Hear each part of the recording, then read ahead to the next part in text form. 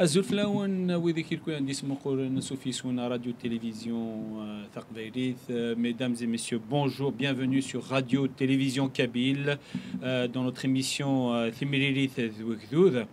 Donc nous continuons donc nos émissions sur le génocide kabyle commis par le régime colonial algérien. Aujourd'hui donc nous abordons la deuxième partie qui sera consacrée au mécanisme du génocide. Pourquoi et comment les gouvernements passent-ils à l'acte? Et donc, après avoir posé les bases juridiques et historiques du génocide dans la première partie, nous allons maintenant nous pencher sur les mécanismes et les motivations qui poussent certains régimes à commettre de tels crimes. Dans cette deuxième partie, nous allons explorer les raisons qui poussent certains gouvernements à recourir au génocide ainsi que les moyens concrets utilisés pour mettre en œuvre ces manœuvres politiques et criminelles. Ces œuvres plutôt, ce sont des œuvres politiques et criminelles. Voilà, donc nous sommes toujours avec Zidane, Azzoula Zidane. Azzoula Rabah, Azzoula. Bienvenue à Rorna. Azzoul Flek, Azzoul Ougadir Dislen, Tigadar Dislen, Andamerland. ديث مورث ذوق مظل et aussi سنني ثنميرثي يعقلن ارتكا ثنميرثي. Alors première question à Zidane, on va rentrer directement dans le vif du sujet. Donc quels sont les objectifs politiques ou idéologiques derrière les génocides perpétrés par des États? Juste avant de répondre à ta question, oui. je me permets un petit peu de rappeler c'est quoi la définition du génocide pour que juste, parce qu'on nous l'avons déjà fait dans la première partie, donc il est bien voilà, pour définir un peu, pour situer le contexte. Donc selon la convention, donc la convention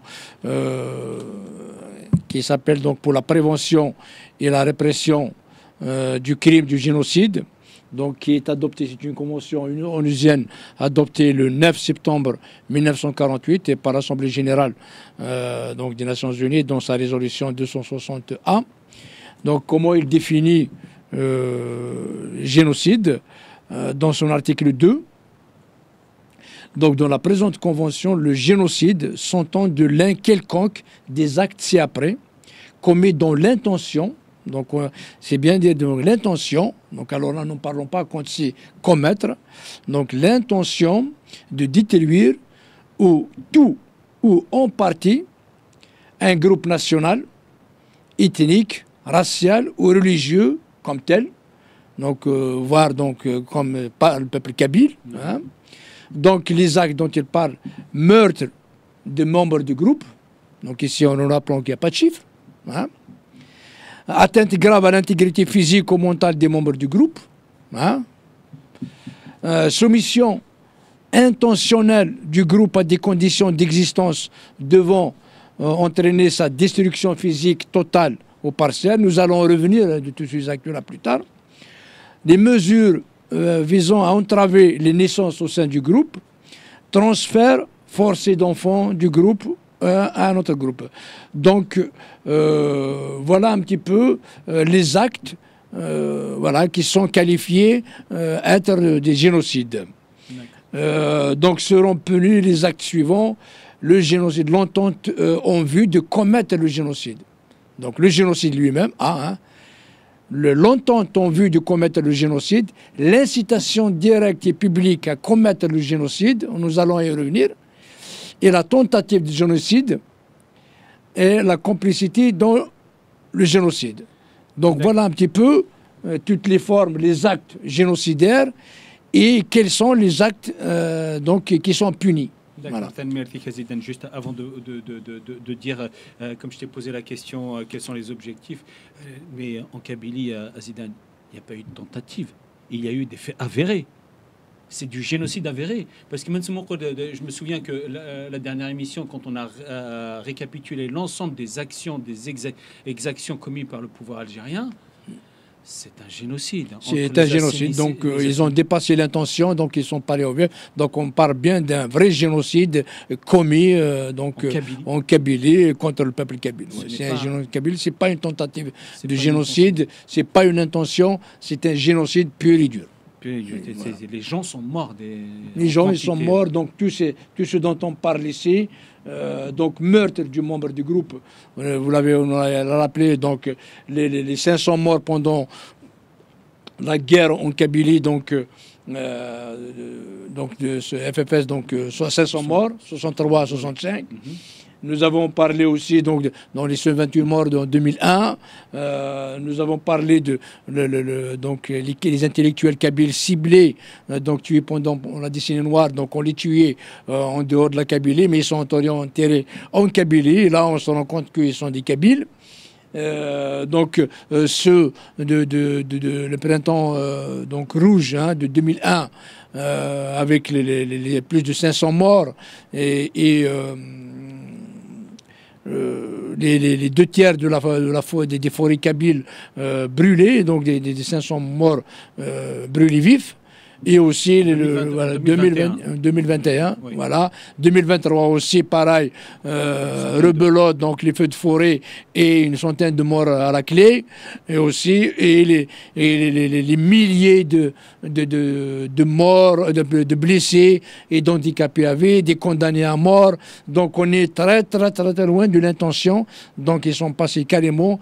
Pas un génocide, pas de génocide, comme on l'a vu la dernière fois. Chaque président qui passe en Algérie, il a son lot génocidaire en Kabylie. Voilà, donc 2 Ben Bella, 2 Boumediene, Bouteflika. Et quand on parle de Bouteflika, il faut ne pas oublier le sinistre Zerhouni. Et enfin, on ne peut pas les citer tous parce qu'il y en a tellement. Voilà, et jusqu'à Tebboune, donc Zarwal, Chedli, Bouteflika, Tebboune, tout le monde a son lot de génocide commis en Kabylie. Voilà. Juste une question. Quand on parle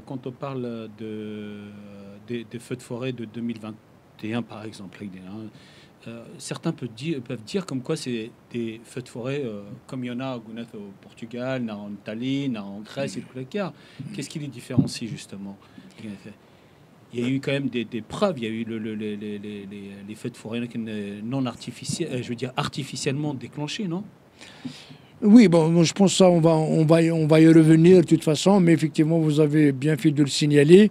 C'est comme tout le monde peut dire, des feux de forêt qui sont commis en Kabylie, il n'y a rien de nouveau. Sur le soleil, voilà, parce que sur les rives de Méditerranée, voilà, il y a des feux de forêt, mais pourquoi ils ne disent pas qu'en Algérie, il n'y a qu'en Kabylie que ça se passe? Et pourtant, il y a des forêts qui sont dans l'ouest, à l'est, dans le Montchaoui, à Skikda, à Djidjel, à Kolo, voilà, dans le Warsenis, dans l'Atlas Bélédéen et tout ça, il y a eu pas mal de forêts. Pourquoi ça se passe uniquement en Kabylie et chaque année, c'est bis et repetita. Donc, et voilà, et pourquoi?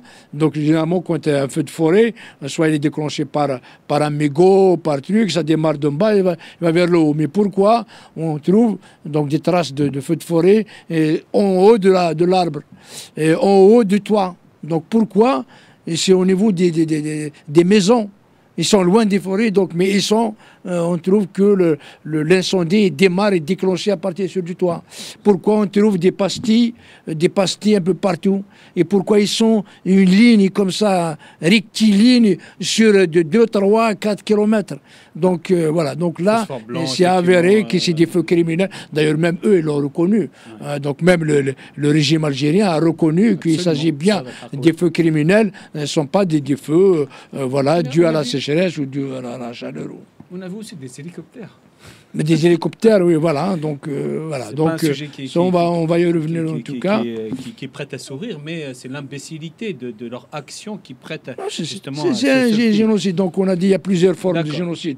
Donc, par exemple, les feux de forêt, ils parlent des actes ici.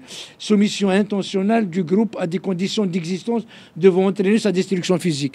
Donc, les incendies de forêt, ça peut tomber dans ce cas-là et qui est puni. Donc, total ou partiel, on parle de 2 tiers de la Kabylie. Donc, sachant que nous, les oliviers, donc c'est l'agriculture vivrière, hein, donc les peuples kabyles vivent de ça.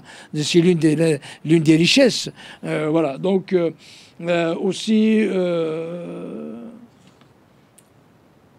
voilà. Donc, ça peut tomber, et donc des conditions où voilà, tu trouves que soit le groupe ethnique, dans le cas-là, le peuple kabyle, soit il est déplacé, soit il est mort, soit il n'a plus de sa situation économique, donc il est détruite. Ouais. Voilà. Alors ça fera bien sûr partie de différentes émissions prochainement. Voilà, on va y revenir. C'est un sujet vaste que le génocide kabyle. Pour l'instant, on va se consacrer à notre émission, comme je l'ai dit. Donc la première question, quels sont les objectifs politiques et idéologiques derrière les génocides perpétrés par les États? Généralement, ça c'est un peu c'est le cas propre de toutes les dictatures. Voilà. Donc malheureusement, les génocides, on les trouve principalement dans les dictatures. Même c'est le cas de la Shoah, donc avec le dictateur Hitler. Voilà. Donc ça aurait été un État démocratique, un État de droit. Ce genre de choses ne se passe pas. Mais généralement, les génocides, on les trouve dans les dictatures, dans les régimes autoritaires, autocratiques, totalitaires, voilà, comme c'est le cas de l'Algérie, par exemple. Et généralement, pourquoi? En fait, toutes les personnes, ils procèdent donc à des génocides pour faire taire ou pour éliminer ce qui, à leurs yeux, est un danger. Donc, pour eux, danger pour eux, pour leur pouvoir, pour leur domination, pour leur emprise, pour le privilège, pour leurs intérêts, pour maintenir leur idéologie, voilà. Et donc, c'est élimination de l'opposition politique. Et c'est pour ça qu'on trouve en Kabylie, en fait, principalement les militants kabylistes. Donc on ne parle pas d'autres militants. Il y a bien une répression féroce, donc un génocide dirigé principalement, majoritairement vers cette catégorie donc de population kabyle. Donc d'ailleurs même on les criminalisant, donc on leur dit que leur activité politique est assimilée à du terrorisme, donc à des criminels, pour que ça soit donc criminalisé, pour les condamner à mort, pour les mettre à perpétuité. Donc c'est une forme de génocide. Il y a aussi ce qui leur faciliterait de consolider leur pouvoir. Parce que quand on enlève ce qu'on appelle, eux, c'est ce qu'ils aiment appeler avant, pendant l'ère de Boumedienne, du Chedli, on les appelle mouchouichin, les perturbateurs.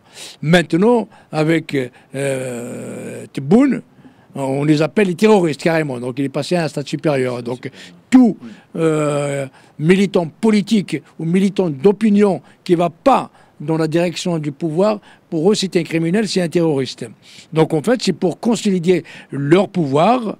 Et ce qui est plus facile pour eux, c'est de la suppression, d'éliminer, de mettre au état de nuire, donc les militants, par exemple, ou les mouvements indépendantistes, les mouvements kabylistes, sécessionnistes, séparatistes, parce que nous, ils nous appellent des séparatistes, mais on n'a rien de commun. Donc, ils peuvent nous appeler séparatistes si ça leur plaît, hein, je ne sais pas. Mais nous sommes des libérateurs. On veut libérer le peuple kabyle. On veut être indépendants. Nous sommes des indépendantistes.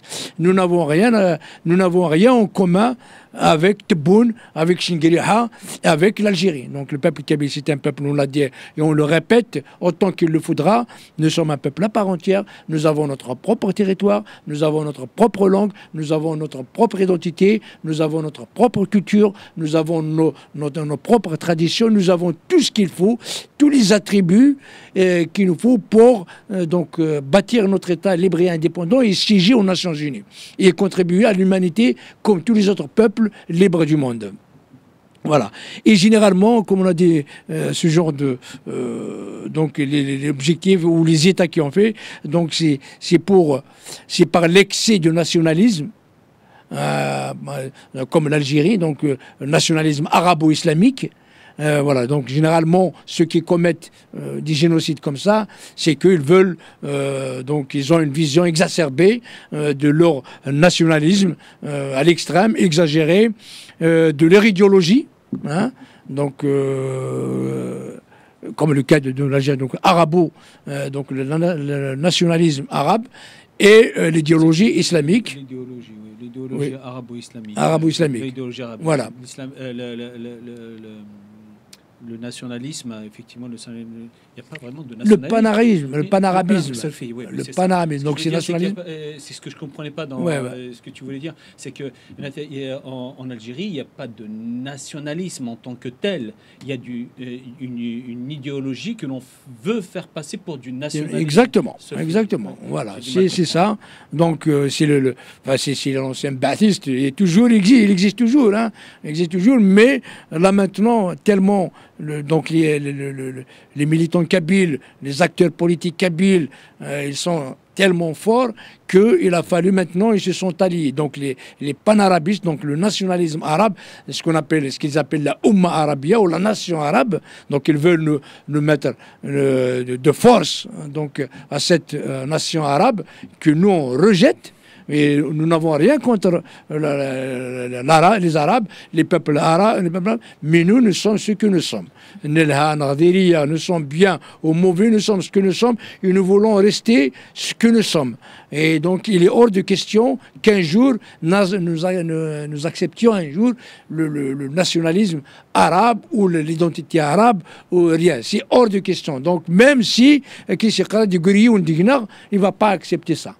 Et donc là, il y a une coalition, une alliance donc avec les islamistes ou l'idéologie islamiste. C'est pour ça qu'on parle maintenant soit l'idéologie arabo-islamiste. Donc ce qui est complètement étrangère donc à tous les peuples amazirs, à tous les peuples berbères et de surcroît le peuple kabyle qui l'exprime haut et fort. Donc il y a ça. Donc on a dit le nationalisme un peu ou l'idéologie arabo-islamiste exacerbée, extrême. Voilà, donc nous qui rejetons cette idéologie, donc maintenant eux ils ont les attributs d'un État pour nous exterminer, pour commettre le génocide. Voilà. Oui, malheureusement, oui. Et en plus de ça, s'ils veulent donc un contrôle des ressources, un contrôle du territoire kabyle, on parle de Tel Hamza par exemple, et pas que, donc pratiquement de toutes les terres, de tous les territoires kabyles, en fait, le lot donc de la Kabylie, les ressources hydriques, les nappes phréatiques ou de la Kabylie, les richesses humaines de la Kabylie, l'exploitation, voilà. Et voilà, donc c'est pour ça que il diabolise tous ceux qui veulent que la Kabylie, qui défendent les intérêts de la Kabylie, qui défendent qui défendent un peu donc la sécession ou la dissidence kabyle. Et donc en ciblant uniquement cela, et donc aussi il s'attaque à ceux qui soit donc sympathisent avec ces militants activistes, ces militants politiques, ou ces faiseurs d'opinion, et aussi ceux qui disent rien. Donc ils t'obligent à signer, à dire que je suis contre eux. Voilà. C'est ce qui fait que, à partir de là, il y a ce génocide qui a lieu. Donc, c'est les raisons principales qui font au régime algérien, qui lui permettent, ou qui, pour eux, ils se sont autorisés, voilà, pour commettre un génocide en Kabylie. D'accord, ok, merci. Parce que il n'y a pas de, en fait, ils n'ont pas de, politiquement, la Kabylie, il est dans son plein droit. Donc, on n'en a pas parlé jusqu'à maintenant, c'est le plein d'autodétermination. Donc, le droit à disposer de lui-même. Donc, ils ne peuvent pas contrecarrer ça, et donc, ils utilisent la violence, ils utilisent le génocide, voilà.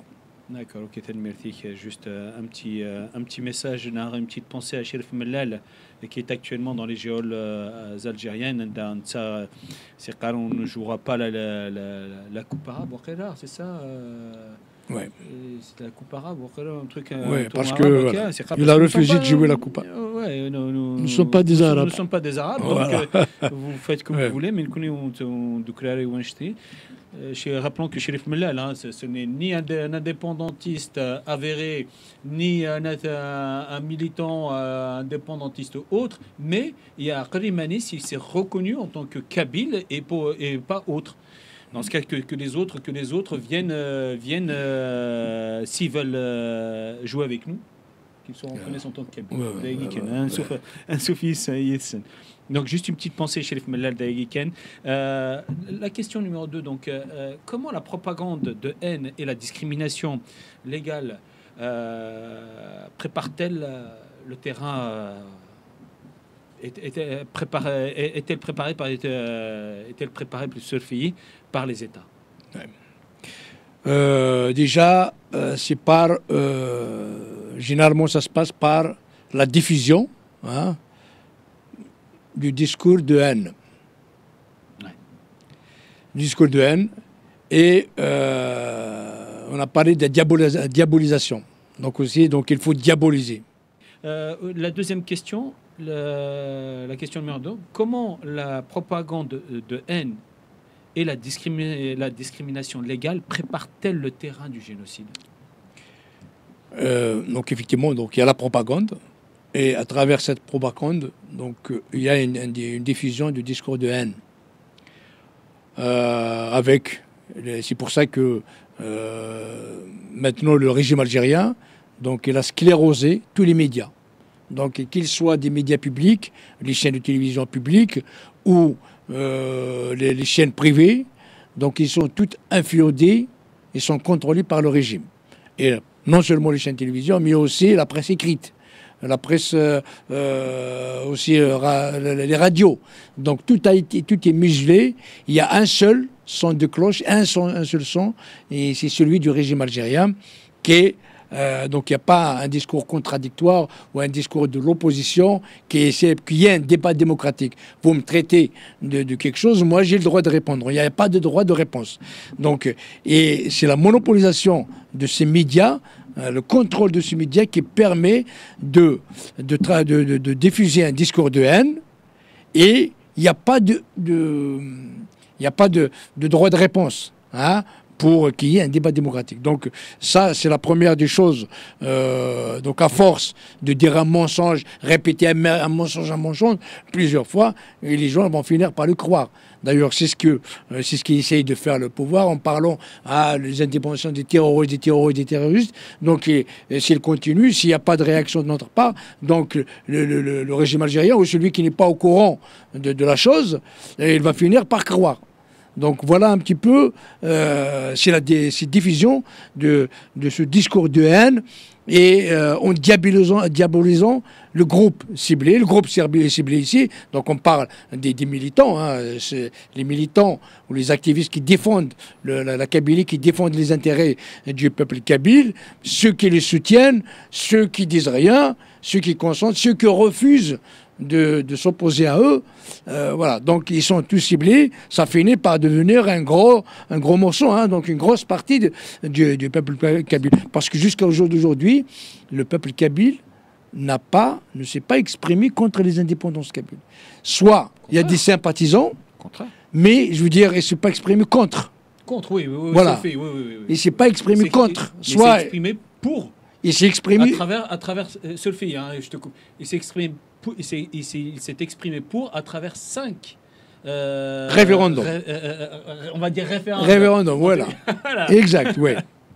Effectivement, non, mais je veux dire que le régime algérien, d'ailleurs pas uniquement l'air Bouteboune, même l'air de Bouteflika, n'arrêtait pas d'appeler le peuple kabyle à se soulever contre les indépendantistes. Ils ne l'ont jamais fait. Jusqu'au jour d'aujourd'hui, ils ne l'ont jamais fait et ils ne le feront jamais. Il y a uniquement une petite poignée de privilégiés, donc qui ont peur pour le privilégié, mais ils sont insignifiants. Donc qui essayent d'être instrumentalisés par le pouvoir, mais leur voix ne porte pas. Donc ils ont des avantages. Ils ont des privilèges à défendre, mais ils défendent leurs intérêts personnels. Ceux qui sont pour les intérêts de la Kabylie ne s'opposent jamais, parce que les indépendantistes, pratiquement, ce sont les seuls ou la majorité qui défendent les intérêts du peuple de la Kabylie et de la Kabylie seulement. D'ailleurs, c'est dit dans la charte de négociation. Voilà. L'intérêt personnel ne compte pas dans tout ce qui est négociation, et même en règle générale. Ouais. Donc là, ça m'a fait penser justement à la Ouais. charte des négociations lorsque tu as parlé, Ouais. ils ont juste des intérêts personnels. Et voilà, donc cette politique permet, par exemple, ce que nous avons vu pendant le Hirak, interdit la robe kabyle, interdit de parler de la Kabylie, interdit de brandir le drapeau fédéral Mazir. Oui. Voilà, n'en parlons pas du drapeau kabyle. Voilà, interdit de parler en kabyle.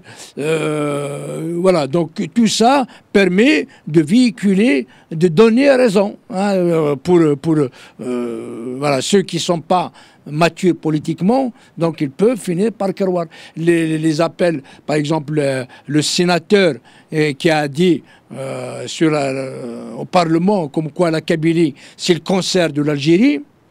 Voilà, ça permet, donc c'est passé inaperçu. En plein chaîne de télévision nationale algérienne, ils ont parlé ils disent que la Kabylie c'est une région terroriste.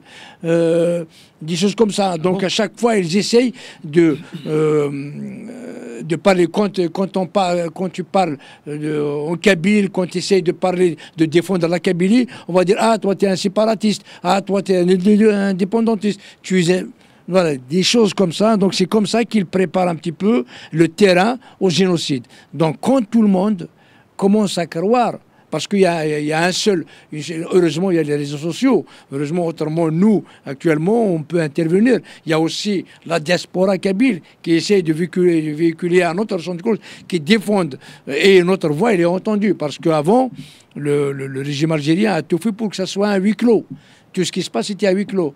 Et grâce à la diaspora, donc, nous avons porté la voix de la Kabylie sur la scène internationale, avec les instances internationales, à l'ONU et partout dans le monde. Même les chancelleries dictatoriales, on leur a fait transmettre le message de voilà ce que fait votre partenaire algérien contre le peuple kabyle. Et ce qui fait que on sait que la question kabyle a évolué de beaucoup. Il a fait un pas de géant. Hein, oui. Surtout depuis 2018.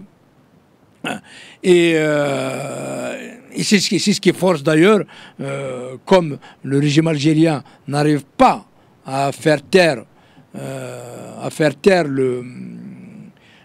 ces militants indépendantistes, cette mouvance indépendantiste.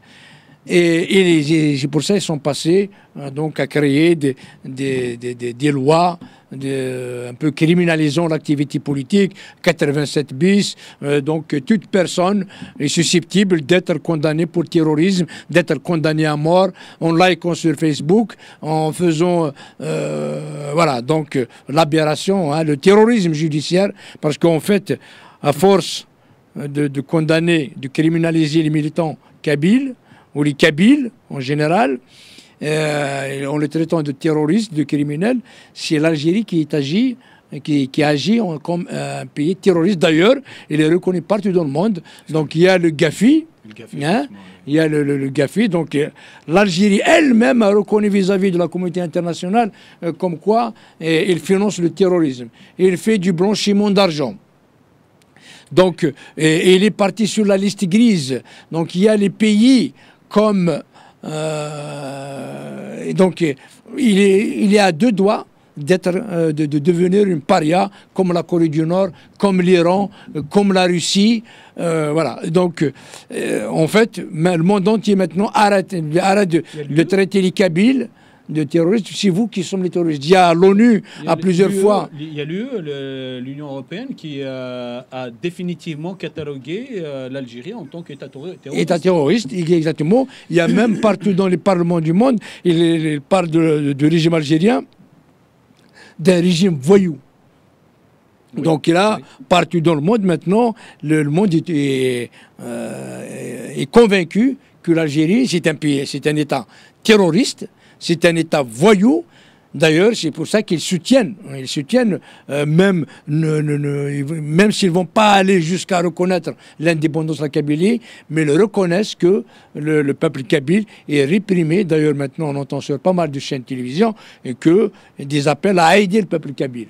Et c'est pour ça qu'il faut qu'on continue justement à ce que on va engager les intellectuels du monde, les pays, les ONG, les États, les gouvernements, les parlements, voilà, pour aider la Kabylie à sortir de ce massacre. Ouais. Tu as parlé des GAFI à Zidane. Moi, je veux juste montrer le rapport que m'a remis la régie entre-temps. Je voulais juste montrer le rapport du GAFI sur l'Algérie. Je vais le montrer comme ça. Je ne sais pas si on voit. En tout cas, vous pouvez le trouver sur Internet, qui catalogue, qui met sur la liste grise le régime algérien, le pouvoir colonial algérien. Il l'a mis sur la liste grise. Il aurait pu pas être mis sur la liste noire parce que il peut pas être mis sur la liste noire parce que finalement l'Algérie a dit d'accord, je suis d'accord, je reconnais être un État terroriste, je reconnais faire du blanchiment d'argent, donc il se soumet aux sanctions imposées par le GAFI. C'est pour ça qu'ils ne l'ont pas mis. Il aurait contesté tout ça, il aurait été mis dans la liste noire. Il y a aussi donc l'instrumentalisation de la justice. Hein. D'ailleurs, nous avons parlé de l'OFER. Donc, en fait, ils instrumentalisent la justice. Donc, ils pervertissent donc, les lois. Ils créent des lois discriminatoires. Excuse-moi, pour bien que nos téléspectateurs comprennent. L'OFER, c'est ça? L'OFER. L-A-W-F-A-R-E. D'accord. L'OFER. Donc en fait, c'est une contraction de l'eau et de la loi et la guerre. Okay. Voilà. Donc c'est un peu, ils font des lois pour déclarer la guerre contre le groupe ciblé et qui est le peuple kabyle. Voilà, c'est l'instrumentalisation. Et là, à partir de là, donc ils privent les droits civiques, les droits économiques, les droits sociaux. Ils marginalisent un peu la Kabylie. Donc avec ces lois répressives pour les faire taire, voilà. D'accord, ok, merci. C'est comme tu l'as dit, c'est Adolf Hitler qui avait dit qu'un mensonge répété 100 fois devient une vérité. Ouais. Et sur l'interdiction, quand on a un seul canal de communication et qu'on interdit à l'ensemble de parler de certaines choses. Poutine a fait exactement la même chose sur l'opération spéciale de l'Ukraine en parlant d'opération spéciale. Il avait interdit à tout le monde de parler de guerre. C'est ce qui se passait en Algérie justement contre le peuple kabyle. Ne parlez pas du peuple kabyle, vous vous taisez, le reste ce sont des terroristes. Donc, alors que c'est le pouvoir colonial algérien qui est terroriste en lui-même. Il y a juste un autre, peut-être quelque chose ici. En fait, avec toutes ces batteries, ce terrorisme judiciaire, donc il n'arrive pas à faire taire la dissidence kabyle. Il n'arrive pas à la faire taire. Là maintenant, ce qu'ils veulent faire, c'est la déchéance des nationalités. Voilà, donc pour dire que, donc eux, ils continuent, donc ça fait partie toujours, c'est le projet Zéro Kabyle qui continue, et les Kabyles, ils ont accueilli favorablement ça. Ils disent, bon, voilà, donc nous, on revendique l'indépendance de la Kabylie parce que on estime, pour nous, la Kabylie n'est pas algérienne, donc ça va de soi. Bah oui. Ça va de soi.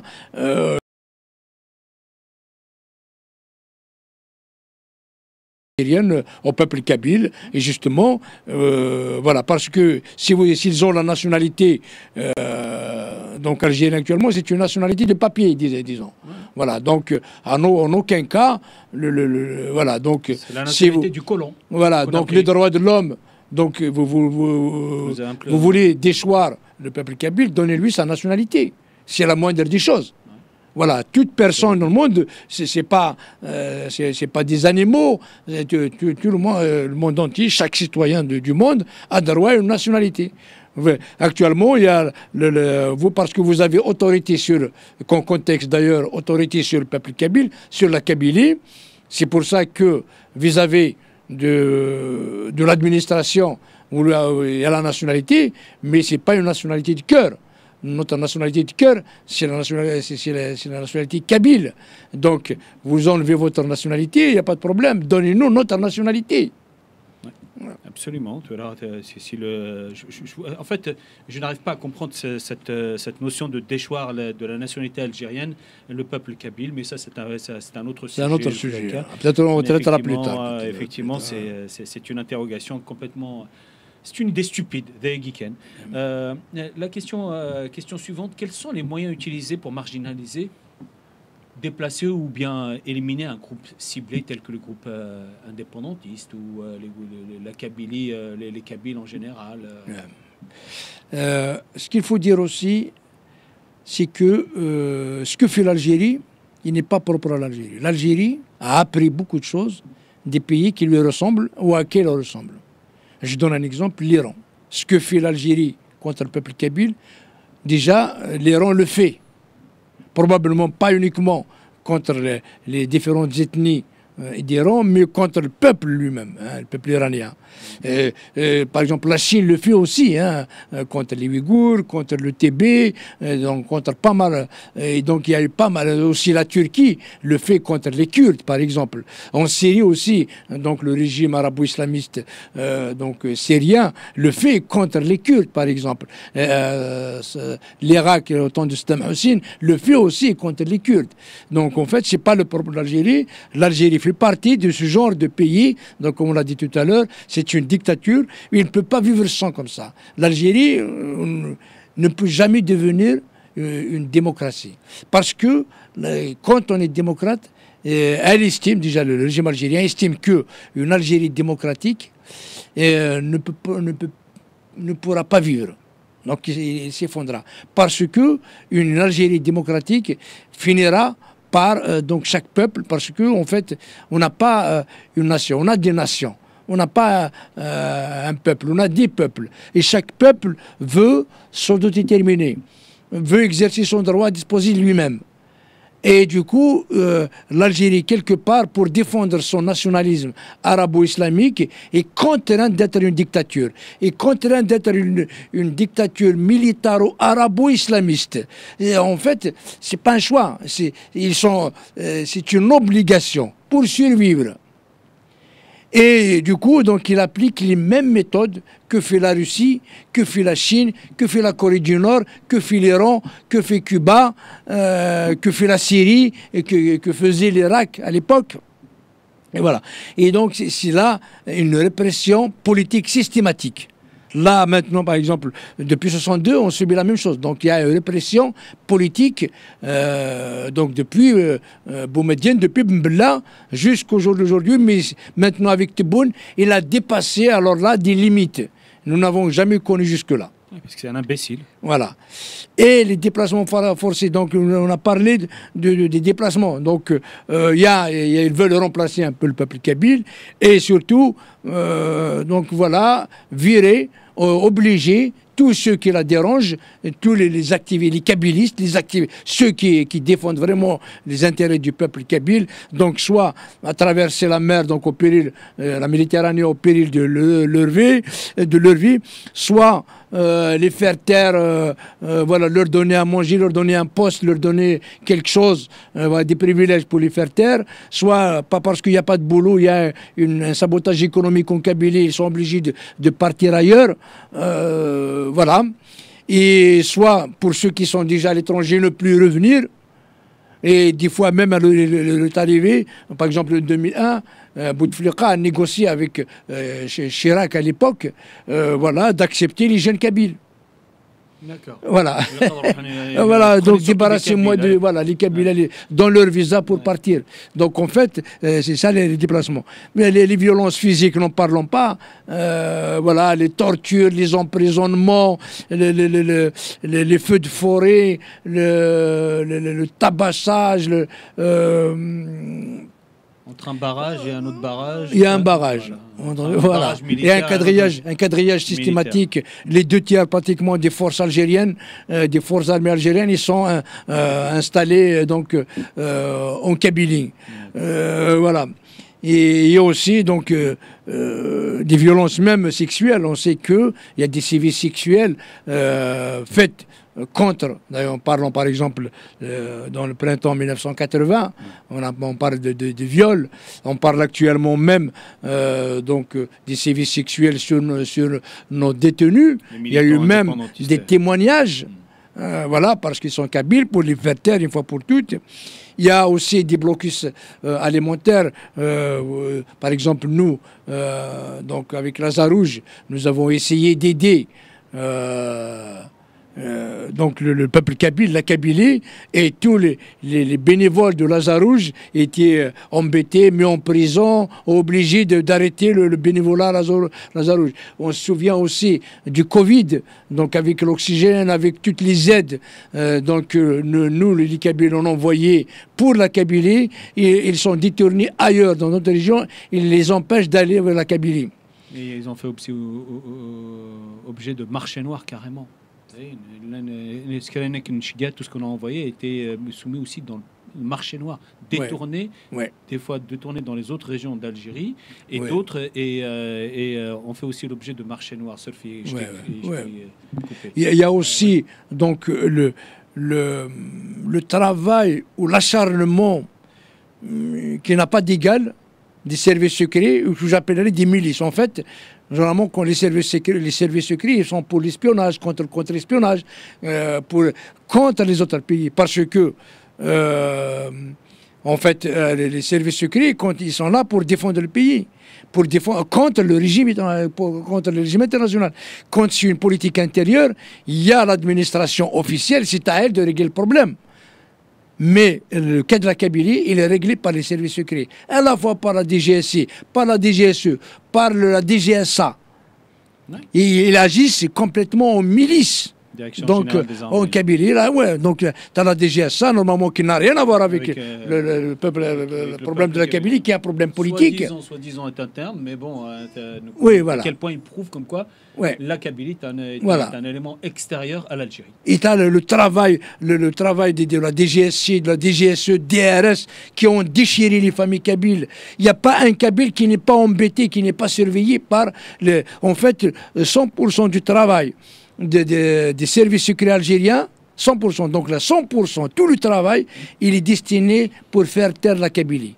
Il n'y a aucun travail qui est fait pour défendre l'Algérie avec les autres pays étrangers, dans l'international, mais tout le travail, tous les corps constitués, la gendarmerie, la police, la DGSA, la douane, la DGSI, la DGSA, tous les corps fantômes là qu'ils créent, ils travaillent tous pour faire taire la Kabylie.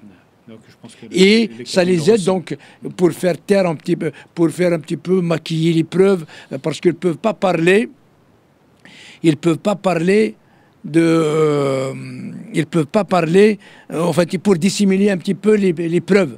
Et ils ne peuvent pas parler avec traiter ça officiellement parce qu'ils n'ont pas l'intérêt de défendre la Kabylie ou pour le bien de la Kabylie, mais au contraire, donc ils utilisent les services secrets pour détruire la Kabylie. Il y a aussi la militarisation de la société kabyle. Il y a des casernes partout en Kabylie. En parlant de barrage, entre un barrage militaire et un autre barrage militaire, il y a un barrage militaire, mais il y a aussi énormément de casernes militaires dans lesquelles ils prennent l'emprise sur la Kabylie au cas où il y a quelque chose qui bouge. Oui, et là aussi maintenant, en fait, on a dit les 2/3 de l'armée algérienne, il est stationné en Kabylie. Absolument. Les 2/3. Donc entre un barrage militaire, il y a un barrage militaire, il y a un barrage militaire. On ne peut pas marcher 100 mètres, 200 mètres, 300 mètres sans trouver un autre barrage. Tout ça, c'est une pression contre le peuple kabyle. On a parlé de déportation, de déplacement de population. Ça fait partie d'un moyen de faire déplacer les populations, que cette population aiguë ne résiste pas à l'oppression, ne résiste pas à la pression faite sur ses épaules, de façon à ce qu'ils partent. D'ailleurs, ici même, donc ces 6 casernes stationnées en Kabylie, ce sont ces militaires-là qui déclenchent les feux de forêt. Absolument. Pas uniquement en 2021, donc depuis même pendant la décennie noire, il disait pour débusquer un petit peu les terroristes qui ici, alors que les terroristes, ce sont eux. Voilà, ce sont eux. Donc ils brûlent un peu la Kabylie. Ils ont l'expérience, et donc voilà, pour brûler un peu toutes les forêts de la Kabylie. D'ailleurs, c'est pas uniquement, donc déjà provoquer des brûlés vifs, saboter l'économie de la Kabylie, voilà, l'appauvrir, la diminuer de ses richesses et tout ça. Donc le but, il est total. Hein. Donc cette armée, il est urgent qu'ils dégagent un peu de la Kabylie, et ils sont aidés par la police, ils sont aidés par la gendarmerie, d'ailleurs même l'impunité de leurs actes. Parce qu'aujourd'hui, ce qui s'est passé en 2001, les 128 jeunes Kabyles assassinés avec des balles explosives, interdites même par la Convention de Genève en cas de guerre, donc ils ont utilisé ces armes explosives pour déchiqueter, pour faire exploser donc les jeunes Kabyles et qui manifestaient torse nu, qui demandaient de la justice, qui demandaient de la dignité, ils sont déchiquetés. Hein. Donc on parle de 128 morts assassinés. Jusqu'au jour d'aujourd'hui, aucun gendarme n'a été inquiété, et c'est une impunité à vie. Voilà. Ouais, il y a aussi les mutilés, les handicapés à vie qui a créé cette... N'oublions pas aussi, en 2021, en fait, les éborgnés kabyles, on en a parlé, en fait, il y a eu 11 Kabyles qui ont été éborgnés. Donc ils ont été directement, donc des balles, ils ont reçu les balles dans leurs yeux. C'est fait exprès, 11. 2011. Ah, pardon. Non, 2021. 2021. Ah, c'est tout récent. D'accord. Ah, c'est tout récent. C'est pendant le Hirak, là. Ah, d'accord, ok. Ouais. Ok, je vois. D'accord, voilà. Et voilà, on a parlé donc là qui agissent un petit peu comme des milices. En fait, ils agissent comme des milices. Ils font le travail de milices. Et nous avons parlé aussi du contrôle de l'information, des médias. Donc, il n'y a pas de liberté d'expression, il n'y a pas les médias d'opposition. Donc, tout le contrôle 100% des médias, ils sont inféodés, assujettis au pouvoir, donc avec l'ANEP et tout ça. Donc, plus personne ne peut parler. Celui qui dit un mot de travers, il est jeté en prison. Et n'oublions pas aussi le travail d'école dans l'arabisation forcée. Voilà. Et le rôle des mosquées qui abrutissent la Kabylie, donc ça c'est un fléau, c'est un mot, l'arabisation et la religion. Donc justement, ça c'est les deux vecteurs utilisés justement pour détruire notre identité qui est notre personnalité. D'accord, ok, merci. En parlant de Kabylie justement, quels sont les faits documentés qui témoignent de la volonté du génocidaire du régime algérien, à ton avis? Donc, depuis 2000, nous avons déjà parlé, depuis 2021, nous avons déjà déposé une plainte contre le régime algérien à l'ONU. Donc, c'est dans le cadre de l'UPR, hein, donc Universal Periodic Review. Hein, donc l'examen périodique, donc chaque 4 ans, donc ça a été en 2022 et le prochain en 2026 déjà. Donc il va falloir qu'on se prépare. Nous sommes en 2025, il va falloir qu'on se prépare pour celui de l'année prochaine en 2026. Donc nous avons donné tout un dossier, donc il a été documenté. Donc on peut aller maintenant dans l'ONU. Voilà, donc il y a une trace et donc il a été mis dans la liste des recommandations de l'ONU, donc au régime algérien. Et ce rapport, il a été partagé pratiquement avec tous les pays du monde, donc la majorité. Donc là, on est sûr pour toutes les démocraties, tous les pays démocratiques. Et nous avons aussi envoyé, donc partagé ce document, cette plainte avec les autres pays, même qui ont un poids, qui sont aussi des dictatures. Donc je donne l'exemple, par exemple, de la Russie, je donne l'exemple de la Chine. Donc ils ont reçu cette plainte. Et là, on a donc documenté tout ce qui s'est passé. Hein, donc depuis 2021. Donc ça, c'est une plainte que nous avons soumise donc en partenariat avec l'UNPO, dans le cadre de l'UNPO. Et aussi, nous avons déposé donc pas mal de documentation au niveau, par exemple, de l'ONU. Donc nous avons vu pas mal de rapporteurs. Nous avons même vu les responsables des Nations Unies des droits de l'homme dans le Moyen-Orient et l'Afrique du Nord. Nous avons partagé donc ces dossiers avec, par exemple, pas mal de rapporteurs. Et aussi, nous l'avons partagé avec des organisations des droits de l'homme, avec Human Rights Watch, avec l'Amnesty International, ce qui fait que maintenant, toutes ces instances, donc là maintenant, nous avons pas mal de rapports qui sont alertés, qui sont plutôt diffusés ou communiqués par ces instances internationales. Donc en fait, la situation en Kabylie, le monde entier maintenant, il sait ce qui se passe en Kabylie. Et donc nous avons rapporté toute la répression systématique des militants kabyles. Nous avons aussi parlé des disparitions forcées et des arrestations arbitraires. Hein. Donc il y a des groupes de travail, des arrestations arbitraires. Et aussi, nous avons parlé un peu des assassinats. Nous avons parlé des assassinats qui ont lieu. Donc là, on a actuellement même, il y a des morts qui sont dans les détenus. Hein. Ceux qui sont condamnés à mort, je pense que nous avons appris qu'il y a 3 morts déjà, 3 morts dedans. En fait, ça, c'est des assassinats. Pardon. Aussi, maintenant, il y a eu pas mal de dossiers qui ont été envoyés sur les incendies criminels. Donc nous avons envoyé des vidéos. Il y a aussi des citoyens kabyles qui ont mis des vidéos montrant des faits, des témoignages, comme quoi, voilà, en fait, le feu est descendu d'en haut, et n'est pas d'en bas.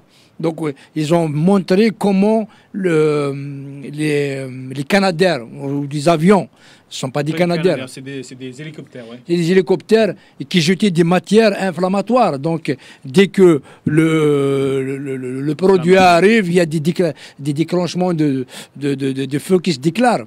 Voilà. Et donc, aussi, on a fait comme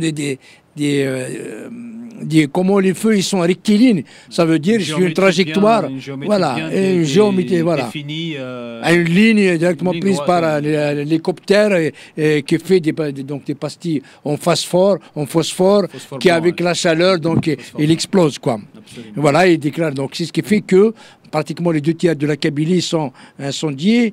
Nous avons aussi parlé du Covid, de l'obstruction ou bien l'empêchement d'avoir de l'oxygène pendant le Covid. Et ils ont essayé d'aggraver donc la Kabylie qui s'est organisée, qui s'était auto-organisée donc avec le confinement. Mais le régime algérien a voulu saboter ça, a voulu au contraire envoyer des éléments pour encore grossir l'épidémie, quoi. Donc, voilà. Donc, nous avons parlé de tout ce genre de choses. Donc, c'est documenté. Et normalement aussi, il faut savoir que, donc, si on revient un peu plus, parce que là, la plainte qui a été déposée concernait pratiquement, même on a fait allusion un petit peu à ce qui s'est passé avant, mais nous avons beaucoup plus parlé de 2021. Mais il ne faut pas oublier aussi que nous avons déposé un mémorandum de l'autodétermination à l'ONU, donc en 2017. Et je pense qu'il va falloir que nous reprenions donc ce mémorandum et pour parler de ce qui s'est passé depuis 2017. Parce que dans ce mémorandum, nous sommes arrêtés à 2007. Ce qui s'est passé pratiquement depuis l'indépendance jusqu'à 2017, il va falloir le reprendre. Donc il continue jusqu'à jusqu'au jour d'aujourd'hui.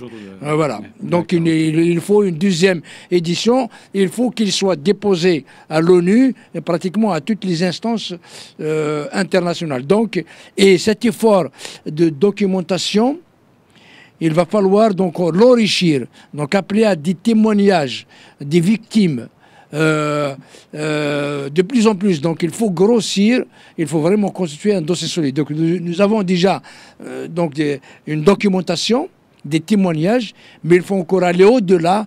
Plus il y en a, voilà. Donc ça reste un peu de traces. Et ça, c'est pour le bien de la Kabylie, c'est l'histoire de la Kabylie. On ne peut pas ne pas parler de ça. Le pouvoir fera tout pour empêcher ça. D'ailleurs, il fait le tour des pages Facebook, des pages YouTube, pour obliger les gens à enlever des vidéos qui les mettent en cause.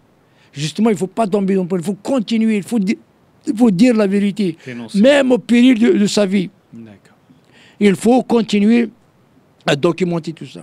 Ok, merci Khazidan. Quel rôle joue la complicité ou l'indifférence internationale dans la perpétuation des génocides? Malheureusement, si par exemple nous sommes survenus, par exemple après le génocide 63-65, nous avons fait quelque chose, là, peut-être on serait arrêté là, quoi. Si nous avons réagi en 1980, peut-être on ne serait pas là. Si nous avons fait quelque chose pendant la décennie noire, peut-être on ne serait pas là. Si on a fait quelque chose pendant le génocide de 2001, peut-être on ne sera pas là. Si nous avons réagi en pendant la décennie noire, l'assassinat de Mato, bon, peut-être on ne sera pas là.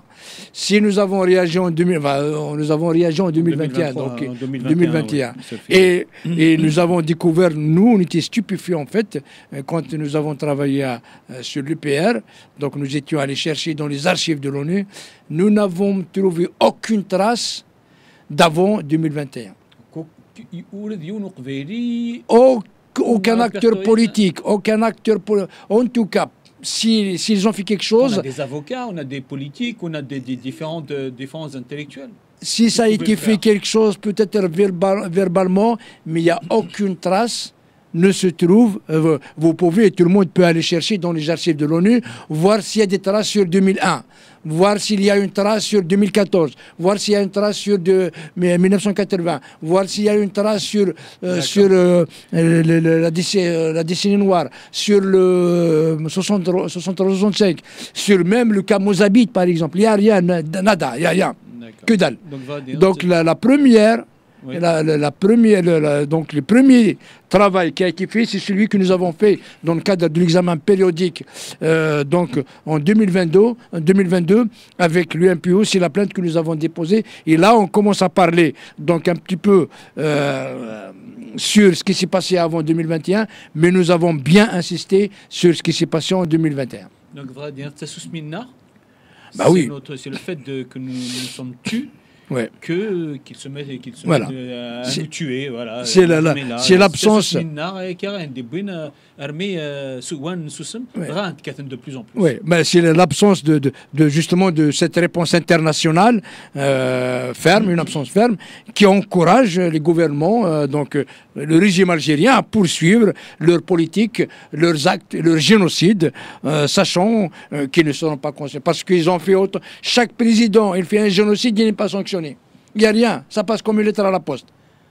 Mais donc ça l'encourage, donc rien n'exclut maintenant. Si on ne fait rien, si on ne réussit pas à faire reconnaître ce génocide, et donc il ne faut pas exclure que même Tebboune, il va commettre un autre génocide, ou bien son successeur, s'il y aura de successeur. Donc, à mon avis, c'est impératif de faire le boulot d'alerter la communauté internationale, de faire appel à la communauté internationale, de prendre à témoin donc la communauté internationale, de reconnaître ce génocide et de mettre un terme à tout ça.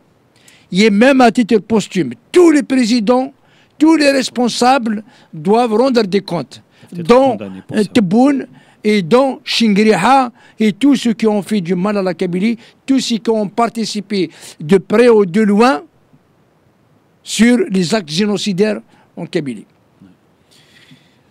1871 a fait des ravages lorsqu'on nous a retiré nos armées, justement. L'histoire est l'histoire, elle est faite comme ça. Et on essaie maintenant d'aller de l'avant et de construire notre... Il n'est jamais trop tard pour bien faire. Il est plus que jamais le temps de le faire. Oui, voilà. Et comme je dis, donc chaque Kabyle est concerné. Toute l'élite kabyle est concernée. Tous les acteurs politiques sont concernés. Tous les activistes kabyles sont concernés. Tout le monde est concerné. Il faut que nous réussissons donc la reconnaissance par la communauté internationale du génocide kabyle commis par le régime algérien en Kabylie. Et pas un génocide, plusieurs génocides donc qui datent depuis l'indépendance, depuis 1962 à ce jour. D'accord, dernière question pour cette émission, cette deuxième partie. Comment la société civile et les médias peuvent-ils résister à la propagande et à la répression, à ton avis? Donc, c'est par exemple en faisant ce que nous faisons actuellement, nous, à notre niveau, en toute modestie. Hein, voilà. Donc, il faut documenter ces crimes. Moi, sincèrement, nous avons... Parce que moi, je trouve que le peuple kabyle, ou la Kabylie, est l'un des peuples au monde qui est l'un des plus dotés en termes de richesse humaine, d'intelligentsia, d'intelligence. Nous faisons les beaux jours des plus grands gouvernements du monde, des plus grandes universités du monde, des plus grandes entreprises dans le monde. Nous avons de la crème, nous avons une élite très développée, élevée, au sommet de son art. Ils sont en train de faire le beau jour. Les beaux jours comment dire, de l'international, hein, des grands pays de ce monde. Ils oublient de faire les beaux jours de leur pays, de leur peuple, de la Kabylie. Je ne sais pas qui a dit que la Kabylie n'a pas de... en fait, n'a pas d'élite. Parce que l'élite kabyle travaille pour l'Algérie. Ah oui. Donc, au détriment de ses intérêts. Il travaille avec le bourreau. Le bourreau de la Kabylie. L'Algérie a l'élite kabyle. Ah, voilà, voilà. Donc, en fait, voilà. Donc, on a des cinéastes. Est-ce qu'il y a un cinéaste, il y a un comédien, il y a quelqu'un qui fait du théâtre, qui a fait quelque chose, ou un livre qui a écrit sur ce qui s'est passé en 2001, qui a fait ce qui s'est passé en 2021, en 2023, en 1980, en 63, 65, rien, personne, que dalle. Tout ça, donc c'est comme si c'est un feu vert aux différents régimes qui se sont succédés, qui ont dominé la Kabylie, qui ont commis des génocides. Personne ne parle. C'est grave. Il faut que toute l'élite, quand je dis l'élite, donc les écrivains, qu'ils écrivent sur ce qui s'est passé en 2021, en 2001, en 2023, en 1980, pendant la décennie noire. Tout le monde doit parler. Il faut donc prendre le monde, la communauté internationale à témoin, mettre les régimes algériens, tous les régimes algériens à leur responsabilité. Il faut qu'on sensibilise l'opinion publique. C'est pas parce que j'ai peur de rentrer chez moi en Kabylie que je suis obligé. Parce que si vous dites rien, vous êtes complice. Voilà, vous êtes obligé. Donc c'est votre droit, c'est votre devoir, c'est votre obligation. Vous n'avez pas le choix que de dire, de documenter ces crimes, de sensibiliser l'opinion publique, de mobiliser en mobilisant le peuple kabyle en Kabylie, le peuple kabyle en diaspora. Il faut créer aussi des réseaux de solidarité, comme par exemple Lazarouche, maintenant il est interdite. Celle qui est censée aider le peuple kabyle, il est interdite, par exemple, ici en Algérie. Par exemple, il faut créer des réseaux de solidarité et alerter sur tous les instances internationales, au péril de votre vie. C'est votre devoir. Si vous ne faites rien, ça veut dire que vous êtes complice de ce qui se passe contre les générations futures, votre descendance, votre progéniture. Donc la situation est grave, nous l'avons dit, donc c'est un sujet très grave. Il y a des génocides, il n'y a pas un seul génocide en Kabylie, il y a plusieurs génocides kabyles. L'élite kabyle, le peuple kabyle doit mettre tout en œuvre pour reconnaître ce génocide, pour faire reconnaître ce génocide par la communauté internationale et mettre un terme à tout ça. Nous avons besoin de vivre tranquillement. Nous avons besoin de notre tranquillité. Nous avons besoin de notre identité. J'ai besoin de ma langue, pas la langue arabe. J'ai pas besoin, j'ai la religion, j'ai besoin de... Je suis laïque. Et la religion, c'est privé. Je ne veux pas qu'on m'impose une religion. J'ai le droit de croire à ce que je veux ou de ne pas croire du tout. Ça, c'est la vie privée. Je ne veux pas qu'on m'impose. Je ne veux pas qu'on me dise que la Kabylie, c'est une terre arabe. Je refuse catégoriquement au péril de notre vie. Donc, et ça, comme on dit, ce n'est pas uniquement nous qui devons le dire, c'est tout le peuple kabyle qui va le dire. Il faut arrêter de... il y a un climat de peur, un climat de terreur qui est instauré par Tebboune, par le régime algérien actuellement. C'est pas parce que donc ça, on est obligé de faire. Ça, c'est la lâcheté. Mais il faut parler, il faut le dire. Parce que si bien sûr un seul le dit, quand il est tombé, donc on arrête. Mais si c'est tout le monde qui le dit, ils ne vont pas mettre les 12 millions de Kabyles en prison.